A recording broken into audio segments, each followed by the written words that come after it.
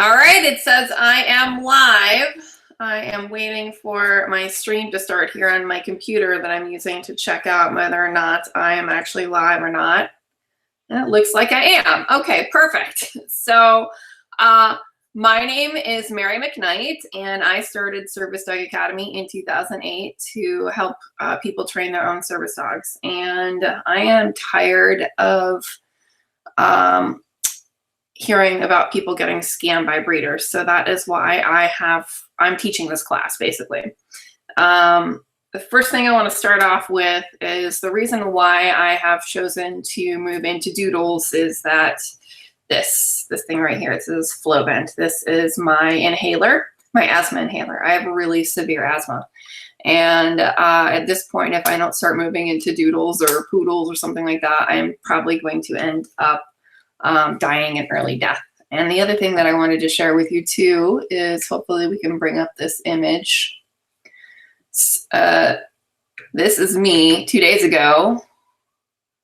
As you can see, I went to a dog show and my dog started licking my face and I started getting hives all over my face, unfortunately. So I am actually allergic to dogs. I had 8 years of allergy shots in order to not be allergic to dogs. And it's not working. So anyway, your presentation is, I tried this last night. I spent probably about 8 hours last night on YouTube, Google Hangouts Live, trying to figure out how in the world I could get sound into my PowerPoint presentation, and it just would not work. So you guys are going to get to be able to see the slides and the videos tonight, but unfortunately, this thing does not allow you to hear the sound from the videos, but I think you're going to enjoy the content anyway. So here we go. We're going to go pull up my breeder presentation. It's not going to be perfect, but at least you're going to get some free information on how to not get scammed. So start screen share. Present to everyone. All righty. All right, so again, this is Service Dog Academy, and I also run a company called Diabetic Alert Dog University, and that is my online video program. The program helps people train their own dogs for service work, especially for medical alert work. And what I want you to do, and what I want you to get from this presentation is to get the real facts of what to look for when choosing a puppy breeder. Now, this little video that you're going to see here is actually a video of the first litter that I ever bred of Labradoodles. And they are eating inside of what's called an adventure box. And you can see there's like Coke cans, and I think that's like tuna fish cans on top of the Coke cans, and there's some chains hanging down on top of them, and there's paint brushes in there. And what this is doing is this is teaching them to be confident and social around loud noises and things that are dangling over top of them, which are things that they're going to encounter as puppies that are going to be placed as service dogs. So I'm going to roll this little video, and to encourage them to actually go into this little box here, I made it so that I put the food in there. So I'm hoping that I'm going to check to make sure that this is actually playing here. So you might hear a little feedback here. I made it so that, perfect. All right, yeah, so you can't hear me, thank goodness. All right, so yeah, that is one of the videos of them playing inside of what's called an adventure box. And I'm going to show you some things that you're going to need to look out for, some red flags when you try to get a dog from a breeder, and some green flags that you're going to look for when you try to get a breeder. So how in the world did I start Service Dog Academy? So what happened was I needed a service dog. I was diagnosed with general anxiety disorder and social anxiety. And I needed a service dog, and no one would help me train my own dog. It was like, you don't have a disability. That's not a disability. And what turned out was that my social anxiety and anxiety issues in general are actually being created by blood sugar abnormalities. So like my blood sugar would go sky high, and then, my blood sugar would drop low, and then I'd have the quote unquote zombie panic attack, where the the paramedics would have to be called because I would just literally shut down in the middle of the mall and I'd be staring at the walls. And, like they called it, initially they called it a panic disorder. And it turned out once I had gotten Liam, which is the little white dog that you see here, that's Mr. Liam. When I got Liam trained for diabetic alert for my ex-husband, he started alerting to me. So that's how I found out that my panic disorder was actually related to my blood sugar problems. So who am I? I have a certificate in canine studies. It is a program certified by the state of Washington for dog trainers. I have done at least 20 educational conferences all across the United States. Pretty much spent about $30,000 on education. I just spent another $600 to go to Clicker Expo that's coming up here in the St. Louis area. If you are looking to go to Clicker Expo, I would love to meet you for lunch. I've been a featured speaker at the Association of Professional Dog Trainers Conference in 2013 on the topic of service dogs. It's a 6,000 dog trainer member organization. I have been a featured expert on numerous websites and TV news. I've won 2 National Dog Trainer Awards, multiple local awards, and helped train over 150 medical alert dogs. I've been in business since 2008 and training medical alert dogs since 2009. So you are not talking to an ill-educated someone who just decided to pick up breeding so that they can make some money. Like, I am one of the top medical alert dog trainers in the country. And I am doing this so I can help my students not be scammed by breeders, because unfortunately, just like the service dog training industry, you get what you pay for, and you kind of, it's very easy to fall for pretty pictures and cute puppies, and that's what the breeders are counting on.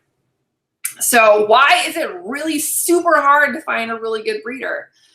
And why is it a good idea to find a really good breeder? So this is a decision that's going to last the next 10 to 15 years of your life. If you are going for a smaller dog, sometimes the next 20 years of your life. So you do not want to make a decision lightly at all. This is going to be a decision that's potentially going to outlast a relationship, a marriage. Okay, so, you definitely want to make a decision that is based on logic and science, not based on cute photos and, guilt and stuff. You want to make a decision that's based on logic and science and reason, and not on financial stuff either. Okay, because again, the divorce rate in this country is pretty high, and I can almost guarantee you that your dog is going to outlast your marriage. Okay, so the thing is too, is that we are training the equivalent of the neurosurgeons of the dog world. We're not talking about Walmart cashiers. Not that there's anything wrong with Walmart cashiers though, but service dogs literally have to deal with the loud, obnoxious, and unpredictable public. Like, for example, one of my students had had her service dog. She was walking around in a college town, and some drunk college student came out and literally tried to ride her dog like a horse. One of my other students had a coworker who would come up to her dog, grab her dog's jowls by the face, and growl in her dog's face.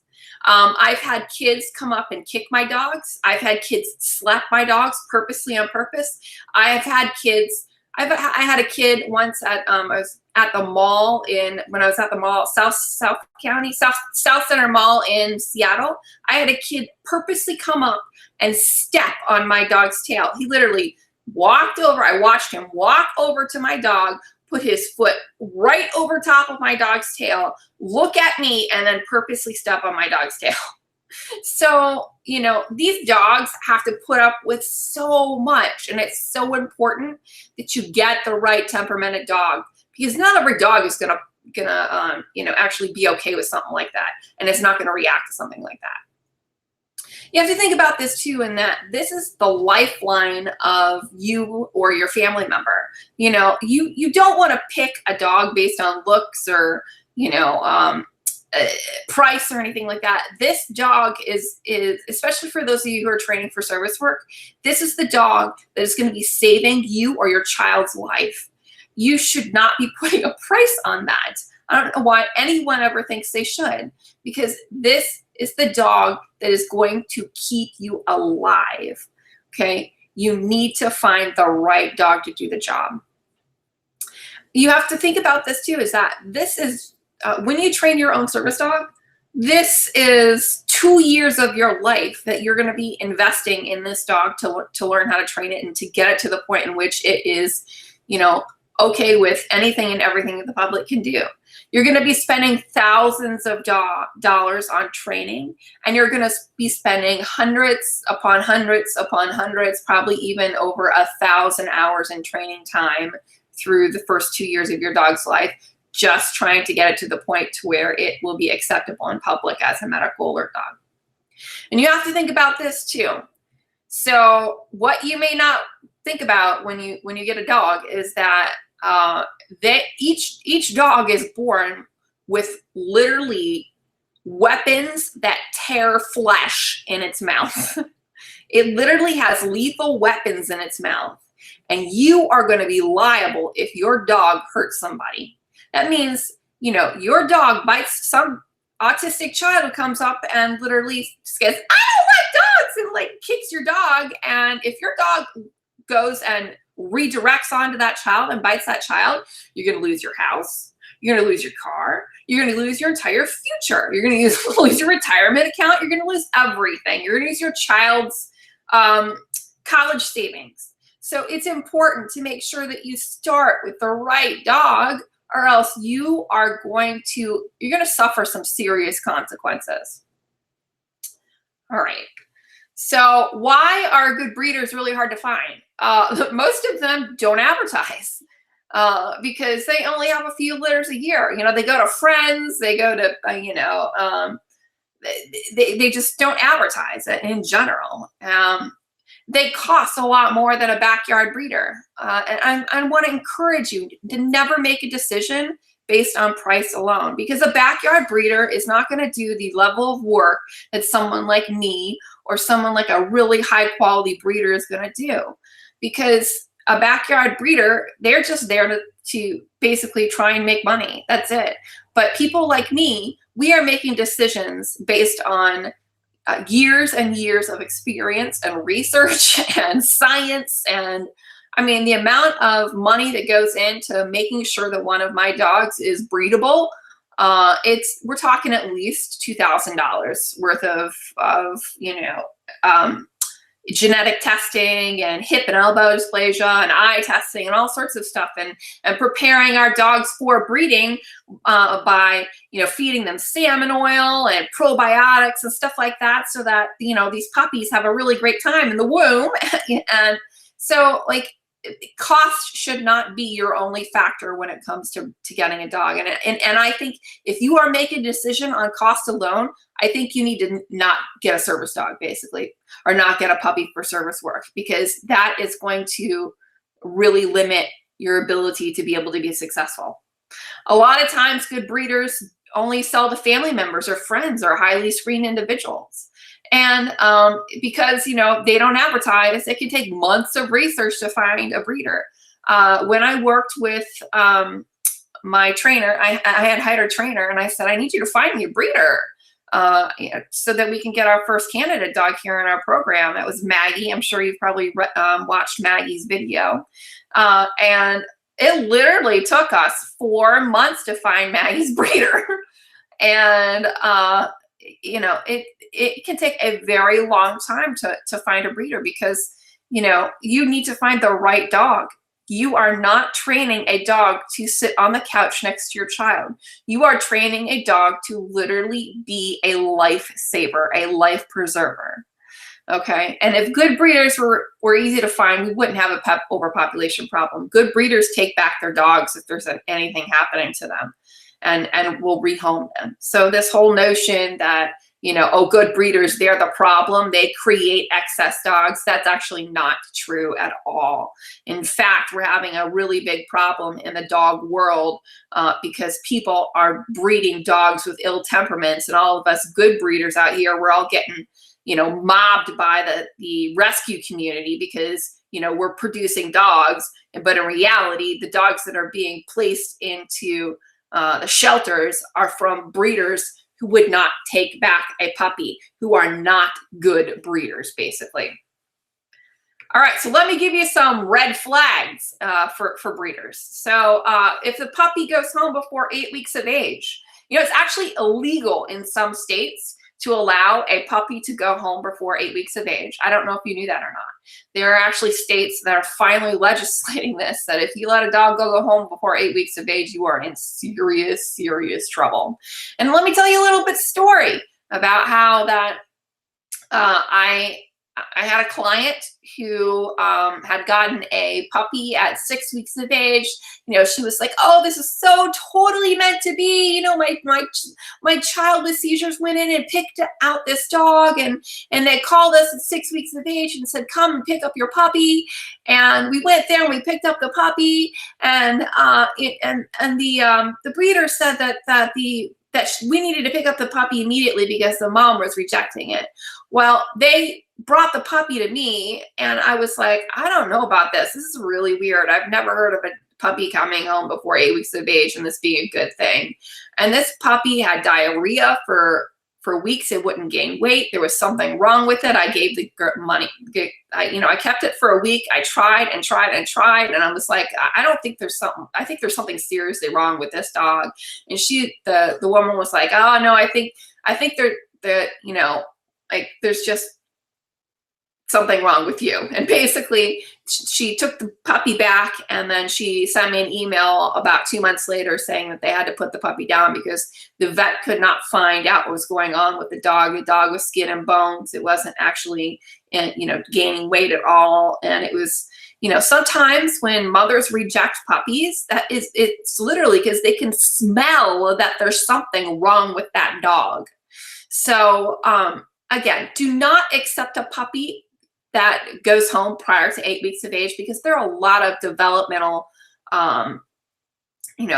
are learning how to interact with other dogs between 6 and 8 weeks of age. And if you deprive them of that critical socialization period between 6 and 8 weeks of age, you're doing a ton of damage of your dog's ability to be able to function in the world of dogdom when they leave that breeder's house and as they grow up.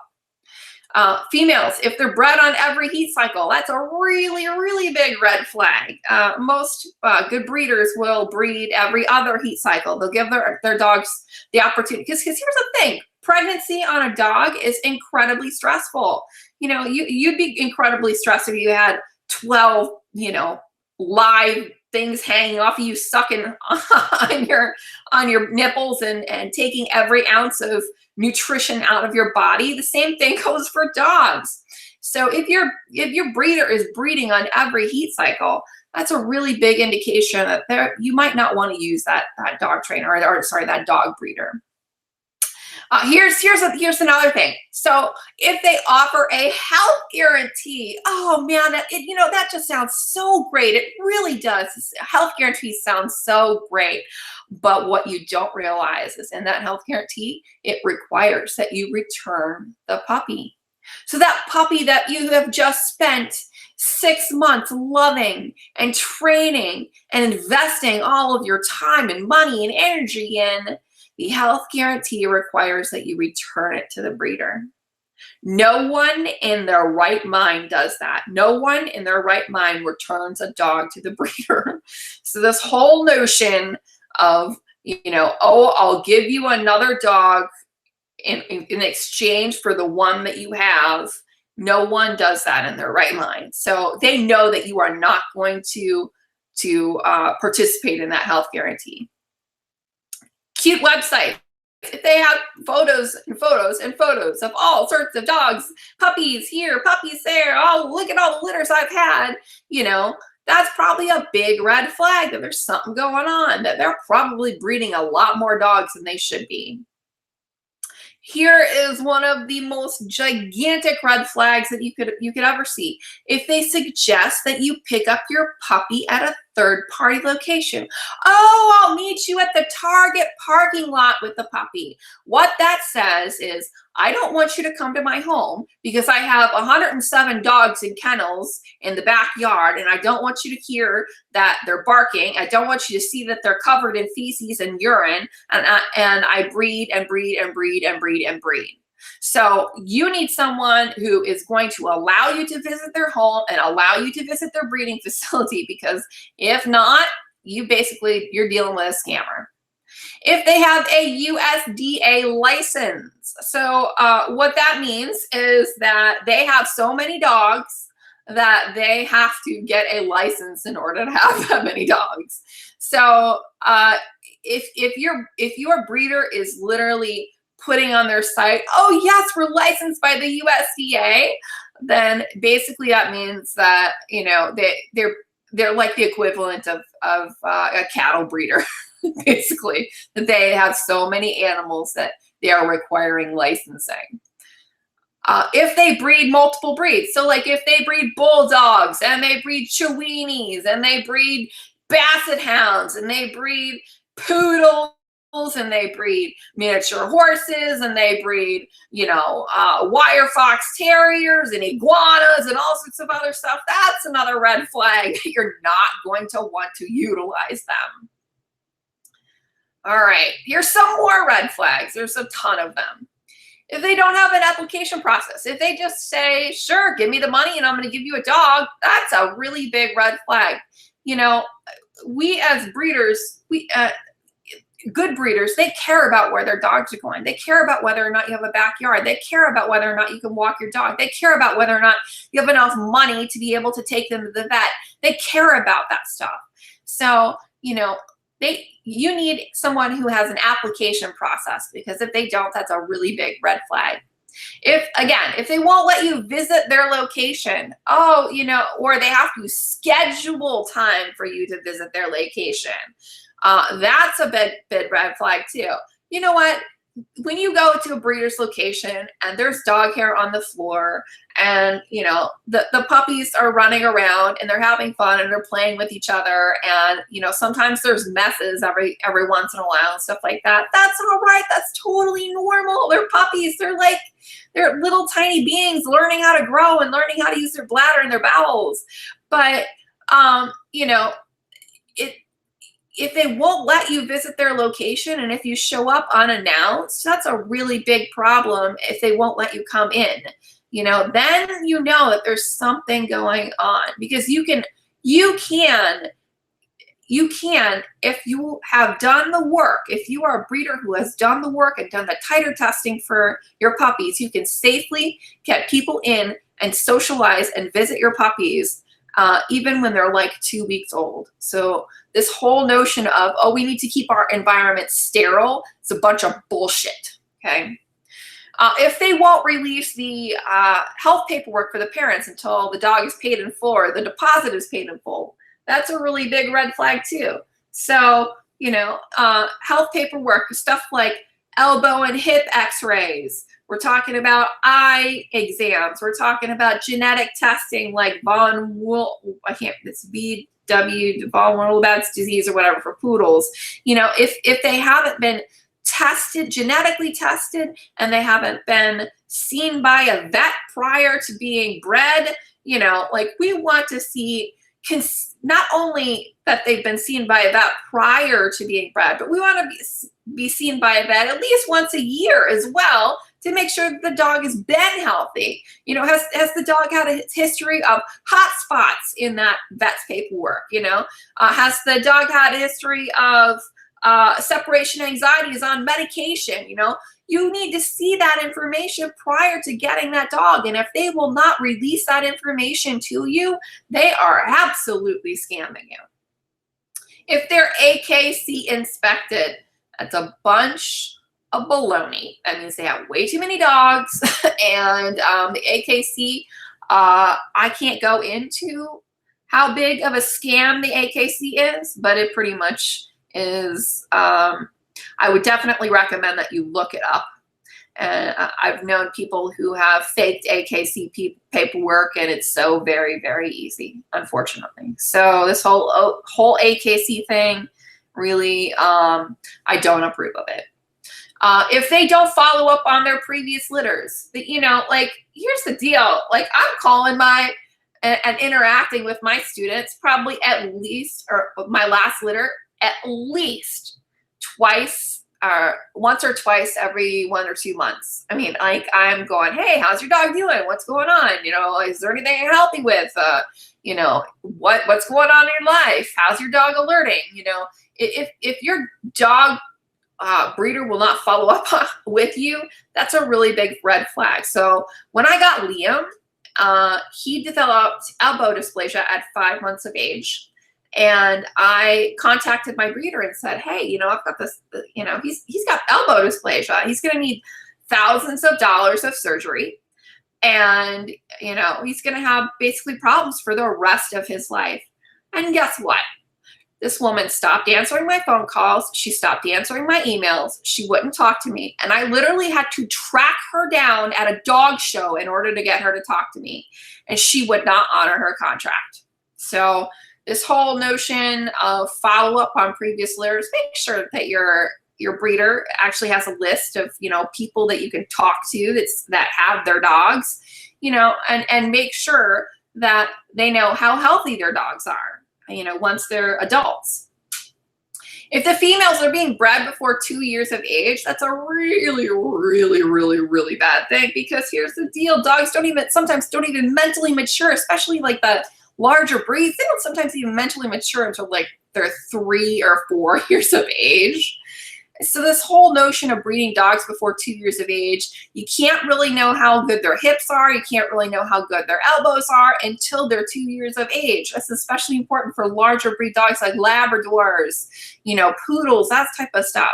So it's important that if someone's breeding a 16-month-old dog, that dog is not mentally mature enough, and that dog hasn't gone through all of its fear periods. Dogs can have fear periods up to 24 months of age. So this notion of breeding a female prior to 2 years of age is, it really, in my opinion, should be illegal. If they're saying that their dogs are show quality, but there's no titles, there's no showings, there's no proof that this dog has gone to a show in the first place, and won anything, then, that's a really, really, really big red flag as well.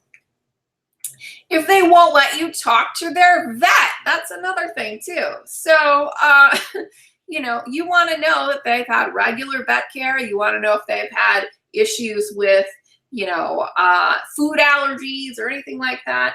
The vet is going to be a very good source of what they are doing with their dogs. But here's what you may not necessarily know though. Some of us, like say, for example, me, don't always have the best relationship with our vets because we challenge them and we challenge their knowledge. Like when I was in Seattle, my cat had an issue with peeing all over the house, and no matter what type of food the vet put her on, no matter what medication they put her on, no matter what we did with her, she wouldn't get better. And then I changed her to a raw food diet, and everything was fine after that. She really never peed anywhere else ever again. But I'm telling you, my vet was like, "You're gonna kill your cat." Like, they were so mad at me for doing that. They were like, they did not believe in it. And I literally, right before I left Seattle, I went and visited my vet for the last time with my cat, Lily. Unfortunately, she got cancer right before I moved into this house. And she was at almost 15 years old at that point. But literally right before I left Seattle, I talked to my vet, and he said, I'm going to tell you something, Mary. We are actually finally starting to recognize the value of a raw food diet.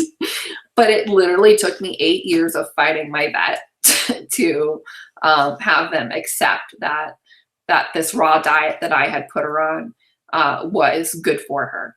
So just because they don't have the best relationship with their vet doesn't necessarily mean that they're bad, but we definitely want to see a history of them actually going to the vet, okay? So, you know, they're getting their shots, they're getting, you know, they are getting, you know, their nails clipped, and they're getting seen, and they're getting blood panels pulled and stuff like that. They're getting taken care of, essentially. All right. Another red flag is that if the puppies haven't been socialized, if they're skittish, they won't allow you to get it picked up. Unfortunately, my dad did the exact opposite. You know, here I am, one of the top medical alert dog trainers in the country. The man would not freaking listen to me. And he went and got a German Shepherd puppy from a backyard breeder. And he said, I want that one. And he pointed to the one who was literally sitting in the corner, scared out of its mind, and wouldn't move. And I was like, Dad, this dog there's something wrong with this dog. That dog bit, despite, you know, the training that she had, despite the socialization, that dog bit like 4 people. So, you know, what they're displaying when you meet them can sometimes be a very big indicator of their actual personality when they become older. If the puppies haven't even seen a vet, you know, like our puppies go home with health certificates saying that they've seen a vet, that they've had their vaccinations, you know, that they're healthy. So it's really important that your puppies, they go see a vet before they get placed with you. Make sure they don't have any hernias, you know, all sorts of stuff. You know, a vet is going to be able to check out their lungs and check out their eyes and make sure they aren't coughing and sneezing and, you know, have all sorts of issues that can happen with young puppies. So you're not sacked with, you know, a $3,000 parvo vet bill, you know, once you've picked up your puppy. All right. And that can be done very safely by having the vet come to the person's house. You know, it's not like you have to take these puppies in to actually see the vet. The vet can come to your house and you know, take a look at them. And it can be done in a completely safe manner. If they won't give you references to people who have owned their dogs before, that's a really big red flag as well. You know, references is, and the other thing too, you have to realize you have to check on those references. Go on to their Facebook page, find out, is there reference? Is that like, you know, cousin Katrina who who has one of their dogs who's serving as a reference, or is that, you know, their you know, Aunt Matilda's you know, friend who's being the reference for their breeder? You know, you need to talk to people who are not necessarily direct relatives of this person. So it looks like I said dog doesn't follow up on previous litters in this slide, and I think I said it on the previous slide, so I'm not going to talk about that again. Another big red flag is if the puppies are being raised in a different living area than the owners are. So like if they are being raised in a barn or a separate building, you know, if you are going to be training your dog for service work, you want that dog, to actually be able to be in the public with you and be in a home environment. And if they are not raised in a home environment, it's going to take them exponentially longer to get used to being in a home environment. So it's so important for your puppy to be raised in an environment where they are continuously interacting with people and they're interacting with the sounds of daily living. And it looks like we have a comment from Elisa here in our live chat. I had a high school lunge at my dog and growl until my dog barked at her, and I got in trouble for my dog letting out a bark. Oh, a high schooler lunged and growled at your dog. Yeah, well, that doesn't surprise me. Unfortunately, again, like I told you guys, this is Elisa's. Poor Elisa had, you know, some crazy person. You know, unfortunately, high schoolers are notorious for this. I literally had an entire high school basketball team run from the top of the bleachers and literally like leap over top of my dog to try and get off the bleachers. Rather than using the stairs, they literally came and ran right down the bleachers, right over top of my dog, scared the shit out of him, you know.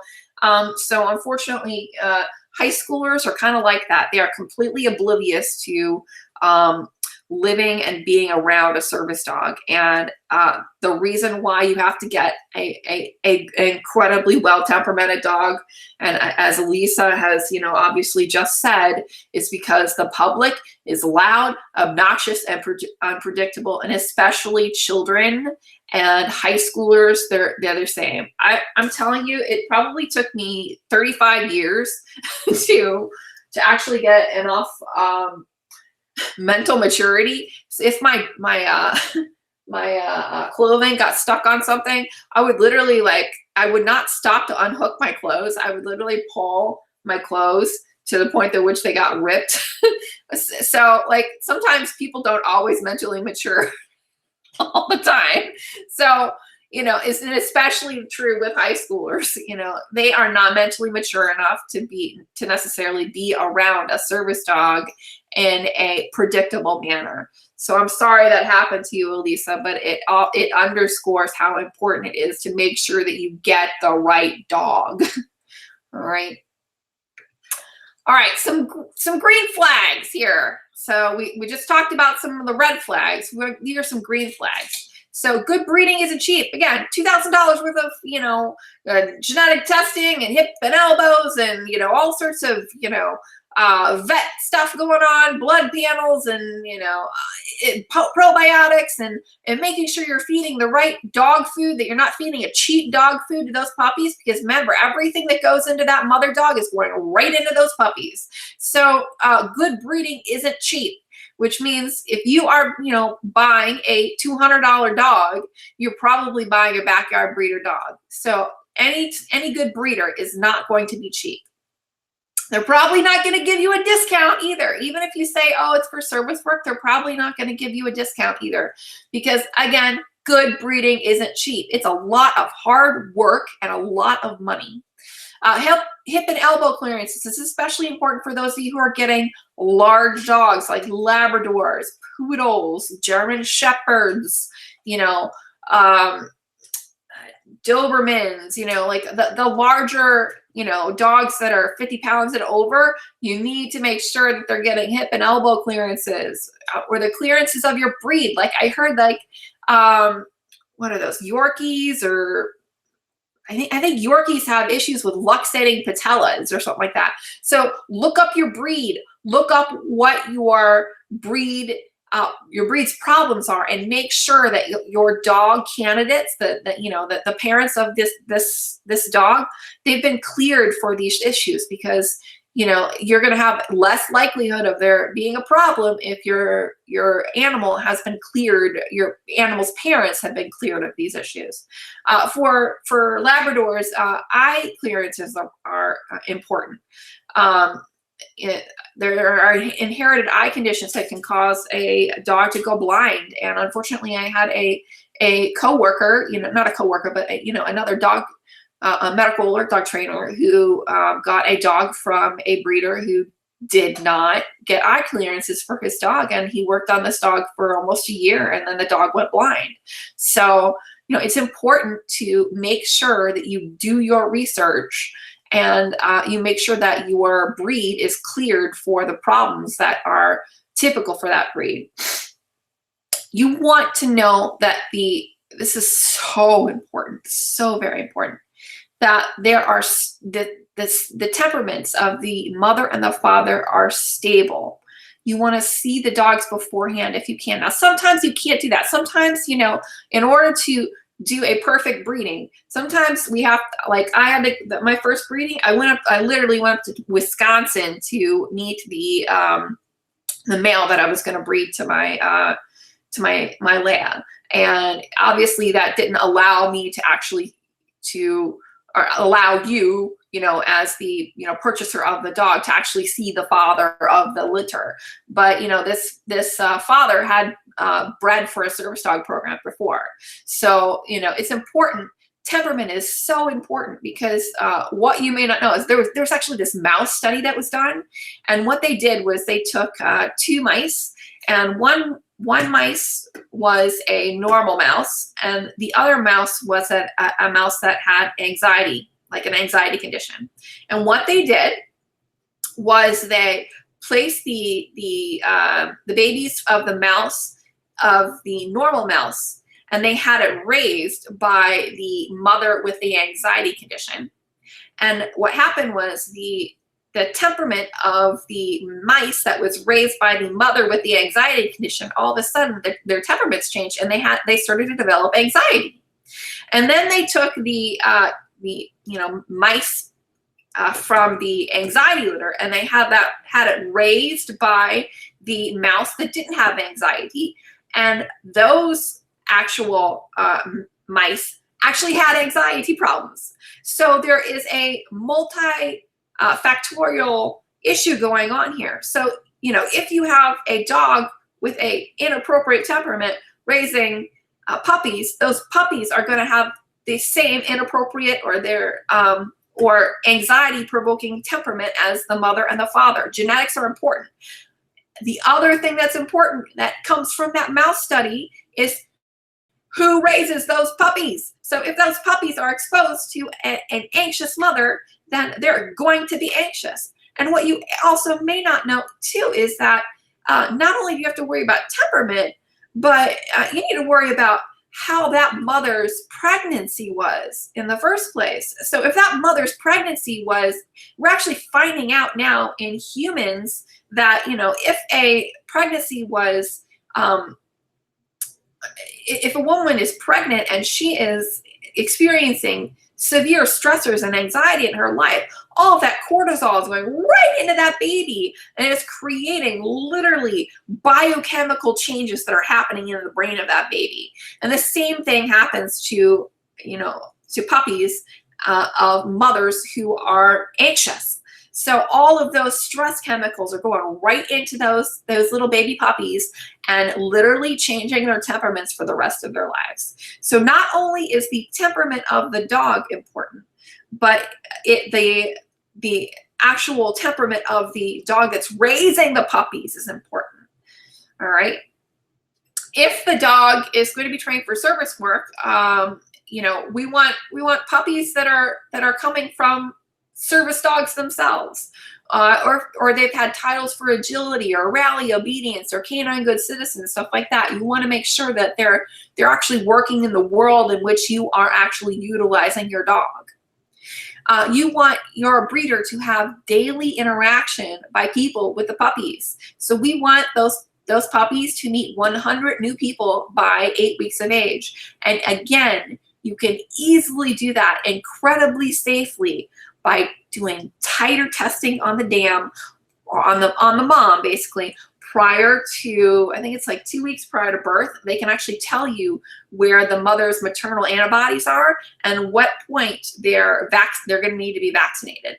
So you can do this completely safely by not having people take off their shoes before they enter the house, having them wash their hands, making sure they're not interacting with their dogs before coming into your location. I mean, we did this with the Boy Scouts. We had them come in, they had them wash their hands, we took off their shoes, took off their jackets, we had them play with the puppies, and you'll see a video of that soon. Some other green flags for a breeder is if they have toys to play with. We want our puppies to be playing with toys. Because it's a great socialization thing. It's a great way for them to learn about things with their teeth. So, toys in the puppy environment are a great socialization item for them. We want the first few weeks of their life being spent on you can see like there's a little, squiggly line here. I didn't know how to describe this, like a grippy surface. And what I mean by like a grippy surface is that like there's no newspaper, they're not being raised on tile or anything like that. We want the dogs to have a surface that is nice and stable for them, because their bones and their body is developing so quickly that if they are on a slippy surface, it can cause serious joint problems. And you can see in this video that I have here, these puppies are here playing. Unfortunately, you can't hear the sound. This is the problem that I had with the PowerPoint that I've been continuing. I worked on for 8 hours, unfortunately. But you can see as these puppies are nursing on the mom, she's kind of moving around and stuff. But what we've got here, we've got pads that are from, from nursing homes that, that go underneath, people who have incontinence. They're incontinence pads, and they're medical incontinence pads. And you can see the little black puppy there. He's got enough traction to actually be able to suckle on that nipple stably. We're not slipping and falling around and causing joint damage by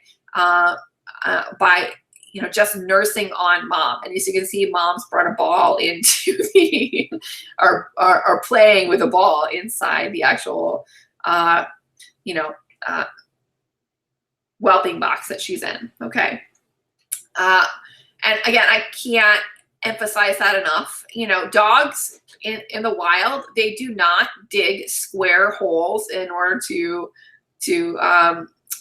birth their puppies. They literally dig like bowl-shaped dens, and it's not a slippery surface. It is a surface that allows the puppy to have grip on the ground, that allows them to stably grow those bones and those joints, because there's so much growth going on during those first 8 weeks that, the more slipping and sliding around they do, the more likely that they're going to develop bone issues and joint issues later in life.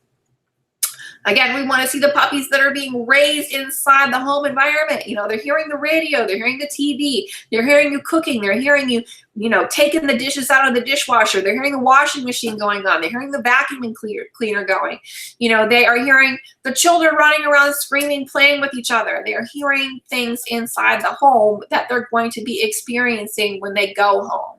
So that's a really big green flag. Those puppies are being raised inside the home. All right, I think I lost my place here. Okay, here we go. So here's something that most breeders aren't going to really know, and that's the something called epigenetics. And what epigenetics is the effect of the environment on the gene expression in a puppy, basically. So what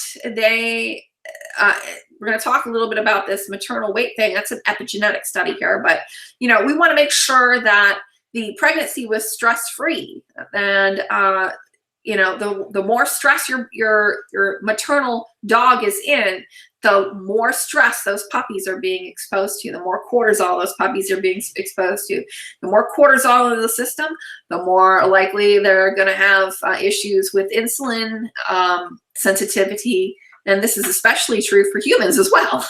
The more junk food and stuff that, a woman eats during her pregnancy, the more insulin sensitivity their little baby, unfortunately, develops when they come out. All right, so epigenetics. So an example of epigenetics here is that, so what they did was they had 2 mice that were genetically the exact same, and they were bred with the genetically exact same father. And what happened was the mouse that was of normal weight had no genetic changes in their the litter of mice that were born. But the mouse that was overweight during its pregnancy, there were literally 23 genes that were altered. And that's the only ones that they could, study. They couldn't study every single gene, obviously, in the mouse, but they saw 23 genes changed just by the fact that the maternal, that the mouse was overweight during pregnancy. And the other thing too is that the little baby mice were 28% smaller in the mouse that was overweight. So that is what epigenetics is. The environment changing the genetic expression of genes in a living being. All right, another green flag is if the mother and the puppy nutrition is focused. You know, we want high quality food in those puppies. We want high quality food on that mom. We want DHA. We want coconut oil. We want probiotics. You know, we want that puppy and that mom to be as nutritionally sound as possible, because again, she's giving everything to those puppies. You know, like there's so much brain and body development that happen in those 60 days of pregnancy. You know, they're going from like little tiny beans into little tiny beings. And, you know, the best nutrition that you can feed your dog is meat products. You know, dogs are not meant to eat corn, soy, wheat, you know, all of that shit they put in dog food nowadays. They're not meant to eat that. They are meant to eat a meat-based diet. That they are carnivores. They are not carnivores. So if your breeder is feeding a food that you can buy at the local grocery store, you're probably not dealing with a breeder that's of a very good quality. Grocery store dog food is excuse my expression, is shit. So you know, if they're making their dogs raw food, and that's great. You know, like if they're giving their, like Leia gets salmon oil when she's pregnant, or right before she gets pregnant and through her pregnancy, because it helps with brain development. It helps with, you know, coat. It helps with a lot of things with genetics and epigenetics. So, you know, it's probiotics can help puppies so much. You know, there's all this stuff now about the microbiome of people, and it's totally applicable to dogs too. You know, the more diverse the microbiome of your puppy, the healthier it's going to be.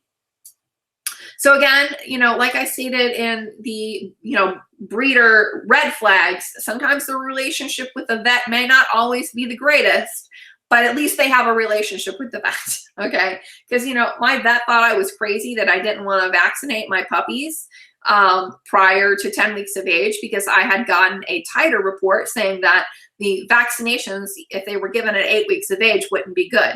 Because what happens with maternal titers is it's kind of like, you know, like when infants are born and they are fed through the, oh, what is that stuff that comes out?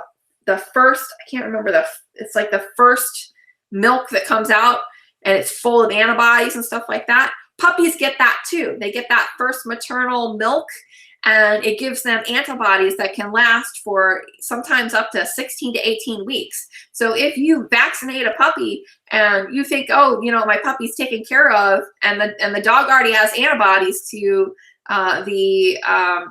know, parvo, and you've given your dog your 9-week shot, and you've got, you know, another 10 weeks before you give your dog another parvo shot, and the antibodies are still in the puppy system up until 16 weeks. Well, basically what's going to happen is from 16 weeks until 20 weeks, your dog is not going to be covered for parvo.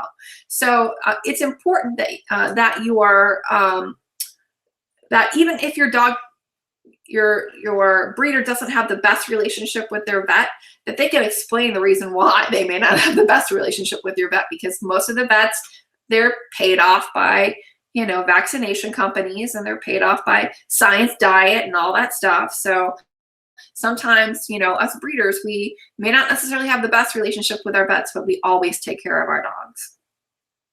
Another green flag here is if the mother isn't forced to wean their puppies prior to 6 weeks of age. You know, letting your own dog wean those puppies is the best thing that they can do to teach them what is called bite inhibition, and that is how hard the dogs bite when they use their teeth on flesh and with the other dogs. And the mother is literally the best way to teach bite inhibition and bite pressure for puppies, because basically what she's gonna do is she's gonna go damn, those teeth are really, really, really sharp. And you know what? You're not going to be able to use them on me to get this milk out of me unless you're nice and calm and you're good with your teeth. Okay.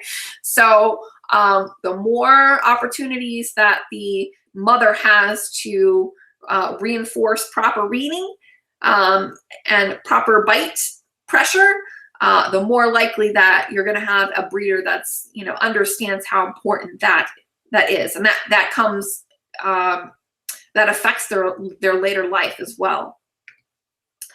So socialization and handling is a major part of the breeding program.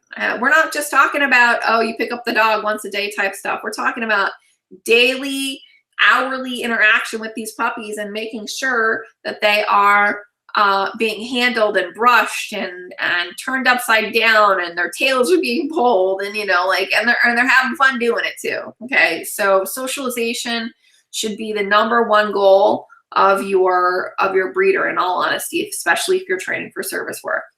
And what you may not know is prior to 2 weeks of age, there are literally 10 million, literally 10 million brain cells a day are being added and preened.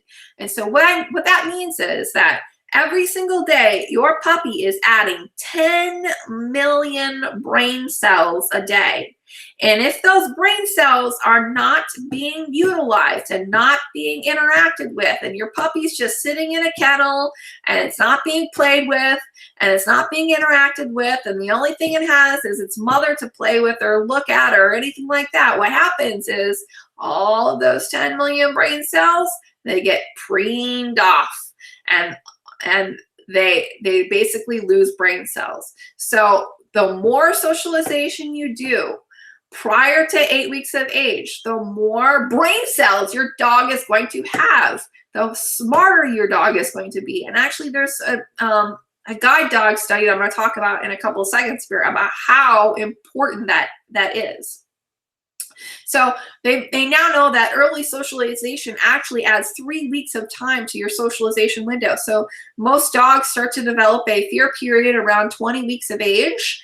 And if you've done your early socialization, if your breeder has done that early socialization, you can extend that out 3 weeks, which means that fear window period gets a lot, you get a lot more time to introduce your dog to more people, places, and things as possible during the first 23 weeks of your dog's life versus 20 weeks of your dog's life. And this is a video of these puppies playing with my mom here on the ground. So you can see, you know, we go out of our way to make sure that the puppies have daily interactions with, you know, my mom's an older woman, obviously, and we want them to crawl over her and want them to think that she's getting bit in the ear here, that you know, it's okay to be around a human and be interacting with a human. You can see they're all playing in the kitchen right now. So, you know, socialization can happen easily and naturally, just doing something like this, just lying down on the ground and letting the puppies lick your face. That is a socialization exercise right there. Isn't that cute? And now, as you can see, one of the little puppies is going after the mama, trying to get something to drink here. But, you know, this is just one of many, many, many, many exercises that we did with these puppies. All right, so here's something that you may not believe, is that the #1 killer of dogs is not illness at all. The #1 killer of dogs is actually under socialization. That means that they haven't gotten used to people, places, kids, you know, everything that they would encounter in their daily life. You know, the reason why so many dogs end up in shelters is because they get them as puppies, they don't have any fear whatsoever, and then right about 5 to 6 months of age, that fear period kicks in, and you know, they start to get aggressive and they start to get fearful. And you know, the #1 killer of dogs is under socialization. It's not them missing their shots, it's not parvo, it's not distemper, it's not any of those illnesses combined. The #1 killer of dogs is not being socialized. So, you know, the breeder who is going, oh, you can't come to my house because, you know, you could possibly give my puppies parvo, that's a breeder, that's a really big red flag. because they don't understand how important socialization is. So socialization includes all different types of people. And again, this is what I'm talking about. The titer testing of the dam can remove the fear of that a breeder has of illness. So titer testing can tell you when that dog is going to be susceptible to an illness and when they should be getting their shots. So sometimes titer testing can tell you that that puppy doesn't need shots until 16 weeks of age, and sometimes the titer test says that, you know, the dogs need shots at 8 weeks of age. So, you know, basically, if it's saying that the you know, puppies don't need shots until 16 weeks of age, you can pretty much have anybody and everybody come in and play with those puppies without really worrying about them ever getting sick. All right, so here's an example of what we did with the Boy Scouts. We had the Boy Scouts come in. They all washed their hands. They changed they didn't have their shoes. They had their socks on, and we had them play with the puppies. So you can see I had them put on costumes and all sorts of stuff, and then I had them feeding the puppies. Sometimes it looks like they were more interested in the costumes than they were with the dogs. But I made them sit down because they were just so excited. But you can see, like, they're all getting positive experiences with kids. Here is what we did. I think they are in this video with this guy here. They are, I think, maybe 6 weeks of age here. And we took them to the fire station.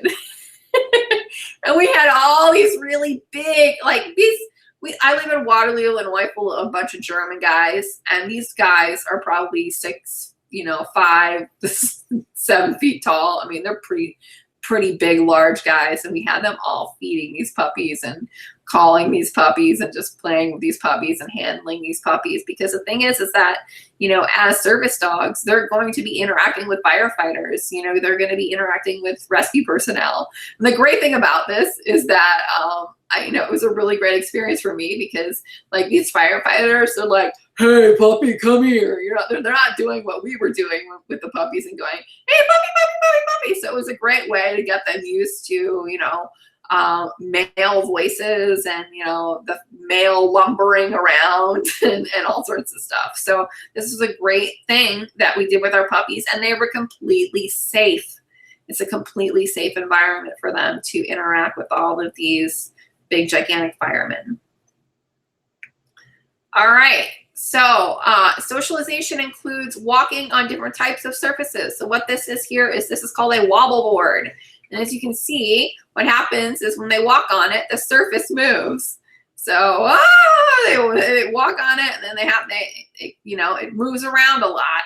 And this is teaching them that just because they're walking on a surface and it is, you can see, even if it moves, it's not something to be scared of necessarily. You can see how much fun they're having on this, just jumping around and running around on the wobble board. So that's an easy way to do socialization. Another easy thing that you can do to do socialization too is you can, like, just have the dogs walk over top of the grate.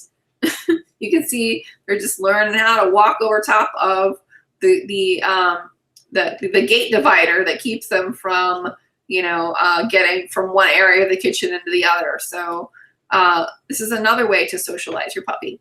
And I'm going to check here and make sure that this presentation is still running and that you can still hear me. Okay, here we go. Let's stop that. And I'm going to check just here and make sure. All right.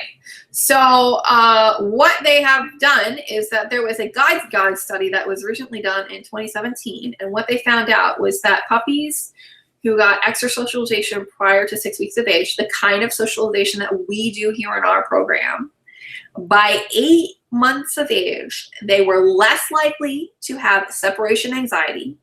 They were less likely to have generalized anxiety. They were less likely to be distracted out in distracting environments. And they were less likely to be body sensitive. So all of the work that we're doing, when we're interacting with our puppies and training our puppies and socializing our puppies, it literally makes a gigantic difference in the ability of your dog to function as a service dog. Now, this is literally just a recent development that just happened, just a recent study that happened. So You know, I thought that was really great at proving that our concepts of socialization work. All right, so socialization includes pairing scary stimuli with food. So you can see, again, this is the video of the puppies in the adventure box. And what's happening is these chains are kind of, you know, tumbling over top of them. You can see like there's a little dog here who's like sniffing the paintbrush here that's hanging down. She's like, I don't know if I'm sure about this thing, but you know, there's food down here. The other dog's like, oh, there's food down here. So, you know, it's important to, you know, these Coca-Cola cans here, they made a lot of noise when they went around them, and the chains made a lot of noise, and chains were on top of them. So, you know, it was kind of scary for them the first couple times that they went at it. And then by the time the puppies were 8 weeks of age, they were literally tearing this adventure box apart. So, you know, every year we're gonna have to make a new adventure box because they just keep, you know, they got so used to like being around all of this stuff that it just became not an issue for them. And which as you saw from the guide dog study that was just done, that these become much more confident puppies when they've had that level of socialization interaction. Here's another video of us doing some socialization. This is called a bottle pool, and it's got a ton of plastic bottles in it. And I wish you could hear the sound of this because as you can see, like the puppies are running up and down this little slide here, and they're like jumping into, you can see this is the potty box. We actually do potty training with our puppies. So you can see this dog is actually using a potty box rather than trying to run around and pee on the floor. But that bottle pool there is so loud. It's like crinkle, crinkle, crinkle, crinkle, crinkle every time they're walking around on it. And we're creating positive associations with it. We're having them play inside of it, so that when they're adult dogs, they're not afraid of loud noises. They enjoy loud noises as adult dogs, okay? So this is all of the work that we're doing when we are, you know, socializing our puppies. We are making sure that the life that they're gonna live as service dogs are pre-planned in advance. You know, they've had these exposures prior to when they are placed with you. So socialization is going to include time both indoors and outdoors. So we've got a video here of, the puppies were raised inside my house, but, we also took them outside and let them play with the neighbors. And I wish you could hear this because there's literally like a motorcycle going by. I don't know if I turn the camera around or not, but, they need to be going on different surfaces. I literally set this up so that they had a grass area to walk on and they had the black tar area to walk on. And they got to hear the sound, like about 20 feet away from them is a road where people go by at 40, 50 miles an hour. So they got to hear cars running and going by. You can see they're having just a blast out here, just playing and interacting with the neighbors. And here's another socialization thing that we did with them is we took them to the nursing home. Oh my gosh. And we literally played past the puppy. So you can see right back here, we've got a puppy, going around, and every puppy got the opportunity to meet probably at least 30 seniors at this retirement community. So my mom's passing a puppy over here, and there's this woman's got the puppy here. They got a couple of minutes each with the senior citizens. So, don't let your breeder say that, I can't take my puppies anywhere because they're going to get sick. That is not true if they know about titer testing. Some other green flags is they will make your life easier with potty training. So as you saw in the video that we did, the previous video of the puppies up here, one of the puppies was actually utilizing the potty box. You can actually potty train a puppy prior to 8 weeks of age and teaching them to use a box, and then you can slowly move that little box outside to the actual, see, this dog is using the box. She's not peeing on the floor. She's using the box as a place to go to the bathroom. Dogs are naturally inclined to want to go to the bathroom in an area, in the same area, and they're naturally inclined to want to go to the bathroom in an area that smells like the area they've already gone before. So, you know, I think this might be a video of them once they get done eating. I think this is a video. This is a potty box right here. This brown stuff here, you can see they've been using the potty box. But eventually Leia is like, nope, I don't want to nurse these puppies anymore. They're biting me too hard. I think they're about 6.5, 7 weeks old. Poor Leia wants out of there. But this is what I'm talking about. You know, she will tell them, hey, that's not appropriate when you bite me. So she is allowed to leave when those puppies are too hard on them.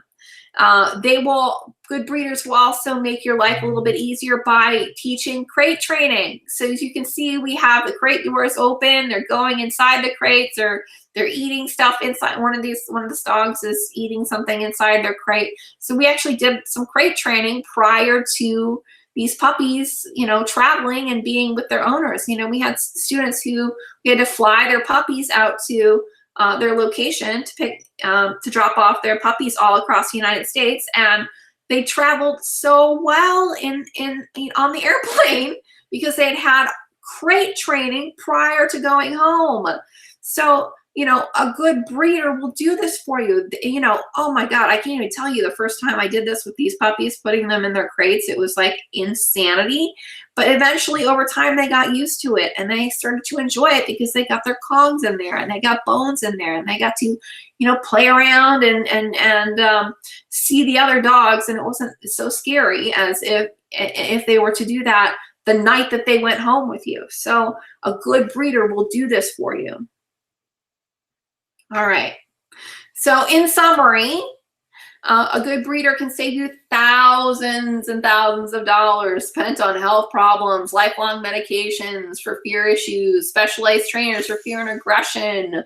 They can save you 2 years of your life wasted trying to raise a dog that isn't a good candidate for service work. And a good breeder can save you or your child's life. All right. So please, please, please make sure that you're screening your breeder and you are following all of these rules. I hope you guys all took notes because it's, you know, again, if you follow these rules, a good breeder can save your life. All right. So here's a little testimonial from our previous litter. Matilda is a POTS alert dog. POTS is I can't say it right. Posterior orthostatic tachycardia syndrome, basically where she passes out. And she says, Matilda loves people and has been very easy to train and work with. Ever since her training, she's become like my shadow and literally follows me everywhere. She picks up on things very quickly. I honestly have no complaints about her. I couldn't be happier with her, and she does wonderful in class with me, and public access has been a breeze. She is so well-mannered. Now, Matilda actually already alerts. She is 11, I don't know, she's 13 months of age right now. And I think she started alerting at 6 months of age, but it might have been early. I can't remember exactly. But she started alerting at a very early age to this girl's POTS episodes so that she didn't pass out. And I wish I would have put up her, this is actually a photo of Matilda after her owner got into a car crash. And Matilda did so well that she went into the ambulance with her. And she, you know, as a young puppy, went into the ambulance with her and literally went to the hospital with her and had no problems whatsoever. So that is how important socialization can be with the right dog. This is a testimony about BG. This is BG right here. This is one of, again, Leia's first litter. So here's her testimony. I could go on and on for days about how wonderful this dog has been for Kermit and I. She's extremely smart and very sweet. She usually picks up things and new training techniques we do in class and remembers things weeks after we do them and can repeat them. She's very beautiful and healthy and eager to please and a loyal dog. So, you know, Kermit is... Oops, I just said, oh, yes, we used Kermit's name. I didn't use the other person's name, but yeah, this is BG and this is Kermit. And Kermit is a type 1 diabetic. So BG is being utilized to manage his diabetes. So, these dogs that I'm breeding, they are officially being utilized to manage medical conditions. We've got 2 dogs that are being utilized for POTS and 3 dogs that are being utilized for diabetic alert. And I actually have several of the puppies. This is a photo here of Homer at Fright Fest in St. Louis, at the Six Flags St. Louis park here. So we've got 2 zombies behind. I think Homer was 10 months of age at that point. And this is little Betty Lou at the Renaissance Festival with some pirates. So like the more socialization you do with these puppies, the more, especially during that first 8 weeks of life, the more likely they're going to be able to be confident service dogs in the future. So what you may not know is that Leia is going to be having another litter of imprinted Labradoodle puppies that are be going home around May of 2018. And as a reputable medical alert dog trainer and breeder, we are looking for people who are looking for good pet dogs or good service dog candidates. And so we are currently taking deposits to hold one of these puppies and to be placed in your household as either the best pet dog that you've ever had or the best service dog that you have ever had. And you can find out more information on our website at servicedogacademy.com. Or using the link here. But actually, if you just go to my website, servicedogacademy.com, and you go to, I think it's the Find a Dog tab. Let me go to my site. I can't find my site at the moment here. Sorry about that.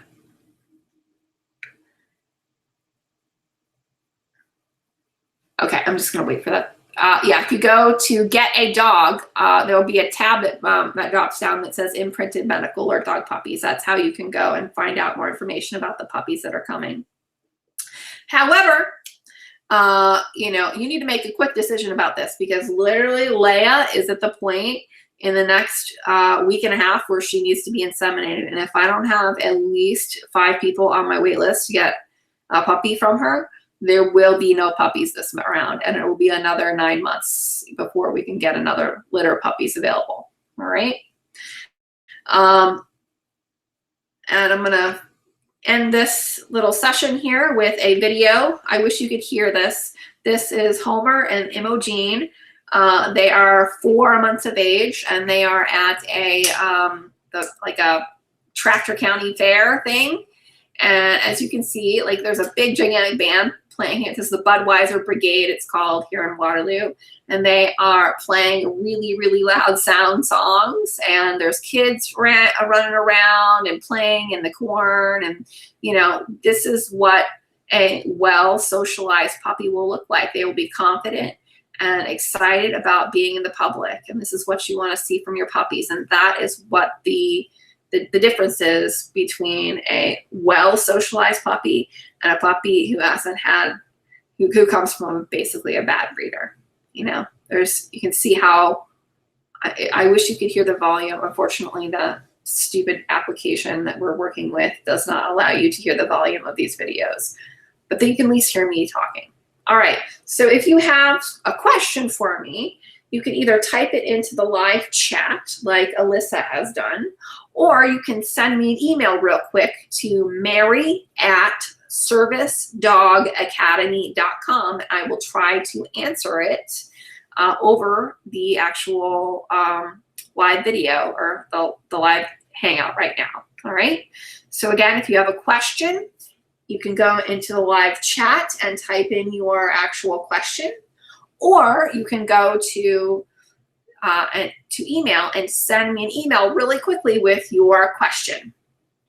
And I'm going to go back to my find my Google Hangout here and go back to the actual screen. I think I'm actually in screen mode now, I think. Can everybody see me? Yay! Okay, yes, you can see me. Yay.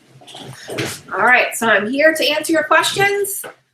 I'm not here to answer, how can I train my medical alert dog to be a medical alert dog? I'm here to answer questions mostly about, getting a dog or getting, finding a good breeder. All right. So again, you can type your question into the live chat, or you can send me an email really quick. I'm going to check my email here and see if I can answer your question live.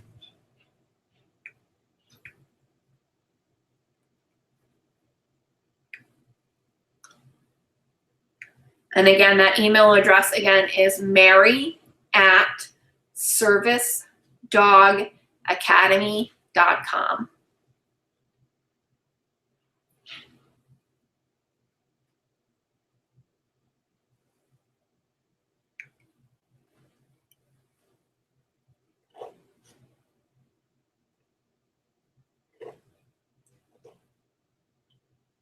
I wish I had some more videos to show you, but I don't really at this moment that I can think of while we're waiting for comments or questions to come in. It looks like there are 6 of you watching right now, so, your question is pretty much bound to be answered if you send it to me or go through the live chat.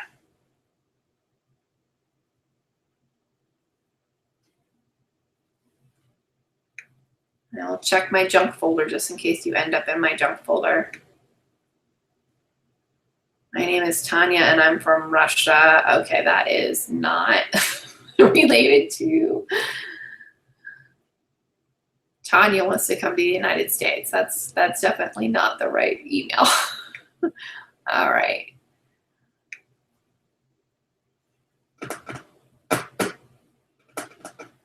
Well, while we are waiting for you to type out your question, I just want to remind you that in about a week and a half, we will be teaching classes, pet dog classes over Zoom, and service dog training classes over Zoom.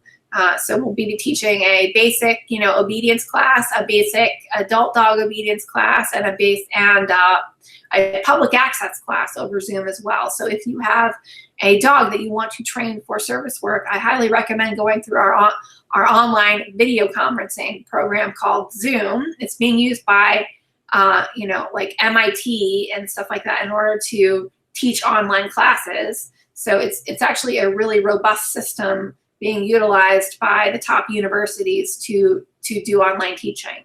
So, and then also we will be having another medical alert dog class coming up. And if you aren't on the email list, I recommend that you get on the email list, because then you're going to be notified when the next class is available, and they fill up pretty quickly. All right, I'm going to check my email again, and if I haven't gotten an email yet, I will go ahead and stop the broadcast. So again, this is Mary McKnight with Service Dog Academy. I hope you enjoyed the actual broadcast, and I could actually see that you did see the slides this time. I did this broadcast probably about 3 or 4 months ago, and no one actually saw the slides. So at least you got to see the slides and the videos. Fortunately, we couldn't fix the sound issue. I tried for 8 hours last night. I'm not a techie person, but if you're a techie person and if you want to help me, I would definitely be very interested in some volunteer help. I do a lot of good things for a lot of people. 150 medical alert dogs. I don't make a lot of money. I really don't. But again, if you want to find out more about the Labradoodle puppies that we will be producing in the next couple months, they'll be available in May. You can go to servicedogacademy.com, and I'm going to check one more time on my email, see if you have sent an email with a question, and I'm not seeing anything. And then I am not seeing anything in the live chat. I'm just going to refresh this just in case something has come up in the live chat and I'm not seeing it. Okay, all right. I'm going to double check this window here to make sure that I can see the chat. To list available commands, group chat. I'm not seeing anything. Testing 1, 2, 3. Can anybody see? All right. No. Okay, well, I hope you guys all have a really good evening and that you liked the actual educational portion of this seminar and our class. And if you could please email me and tell me, give me some feedback on it, I'd really appreciate it. I hope you guys all have a really good evening. And again, if you want to get one of our puppies, you need to get your deposit in ASAP, because I will not inseminate that dog. I will not have that dog having puppies unless I have students who are wanting one of my dogs. I am not here to breed dogs just to make money. I am here to breed dogs to change people's lives. All right? So good luck.